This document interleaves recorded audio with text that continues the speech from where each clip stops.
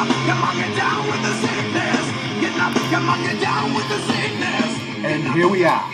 I'm Rich Mahogany, along with the Crazy Maynard. This is the Notty Wood Show. That was Disturbed. Get down with the sickness. See, I got it right, Maynard. Maynard was walking towards me, ready to punch me if I got the band wrong or the song wrong. Today, to start the hour, we finally have connected with the young lady that the Notty Wood Show and our fans have been emotionally connected with due to her fight against Lyme disease. Heather King, say hi to Naughty Nation. Hello, Naughty Nation. There she is. Say she's still battling this disease. She's still with us. Heather, thank you for joining us today. Thank you for having me. Well, you know, the thanks is it's all gratitude and helping you fight this disease.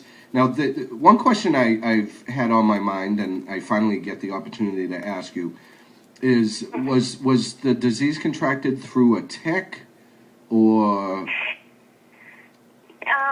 The only way it can be is through a tick, and what happened was I moved here in 2008, and in 2009, my best friend and I went to do a photo shoot deep in a forest, and I saw all this really cool, dead, gnarly wood and tree bark, and I just took garbage bags full, took it home to do future art projects, and I didn't tie the bags up, and I left them in my closet full of clothes.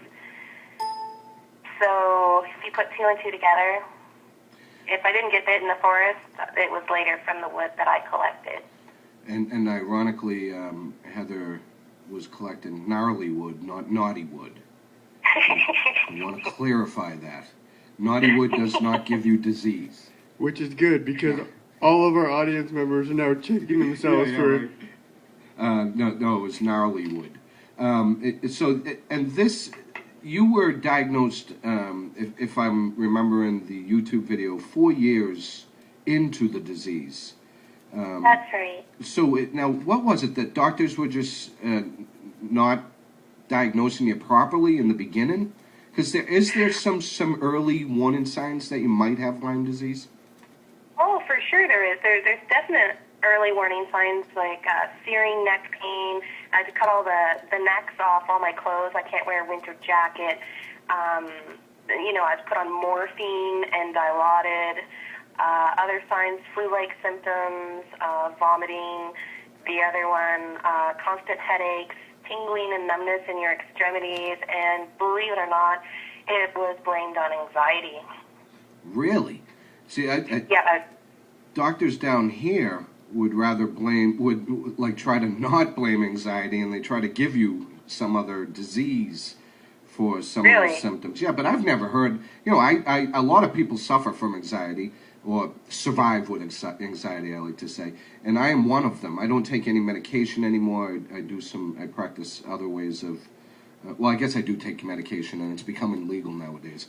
But those other symptoms that you described, like the tingling, the searing neck pain, I've never experienced any of those when I had a panic attack or an anxiety attack. So, go ahead. Yeah, me neither. And also, my heart was double the beat. Like, the normal heart rate's 72. Mine was 120 to 40 at all times, 24/7. And every time I showed up at the hospital or a family doctor, it's your anxiety. That Lyme disease attacks the heart, the kidneys, and the liver. Right. And it blows my mind, and not to be, I don't know what the right word is for this, but if you're a woman, like there's been studies that have been shown, if you're a man and you go into the hospital for the same reason a woman is, the man's treated a little more seriously. Which is a shame. The gender should not matter how a doctor treats or diagnoses or goes about diagnosing a patient. And I thought that maybe, after years and years of fighting against stuff like that we might have, as a society in this world, grown up a little bit, but apparently not the case. And now your plight is based on the fact that you need a certain kind of treatment because of the progression of the disease, and that treatment is available to you in New York. Am I correct? Yep, that's correct.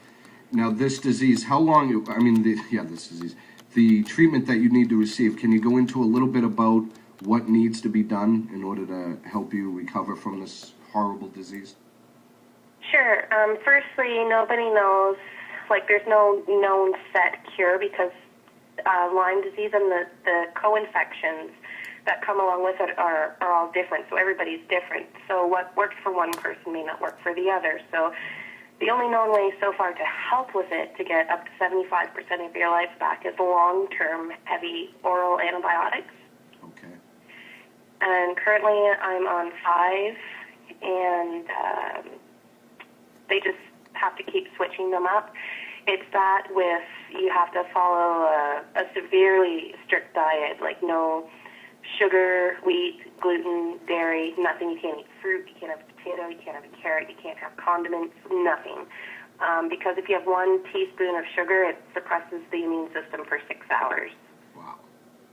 And you got to juice all your vegetables and drink them because the body no longer absorbs anything. And you have to take tons of powders and supplements. It's a full-time job, actually, just doing the medicines and all the natural treatments and everything. See, and one thing I wanted to use your plight for is to make people more aware of this disease. I think people hear of Lyme disease, and they, really hasn't been out there in the media, whether it be on TV, television, TV or television, TV, radio, internet. I think, we think, oh, it's this little bug. It gives you a little, a little sickness, and then you take a pill and it's done.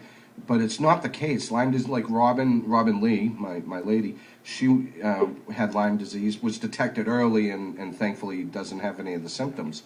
But it can be and is a really serious disease out there. And I know we give a lot of attention to cancer and AIDS, and for good reason. But I think we should move Lyme disease up there with those other diseases that are wiping people out left and right. And that's why I wanted to have you on the show, one, for your plight, and also for the whole picture, to get this disease out there and make people aware, because prevention is the best step. Oh, it is, without a doubt.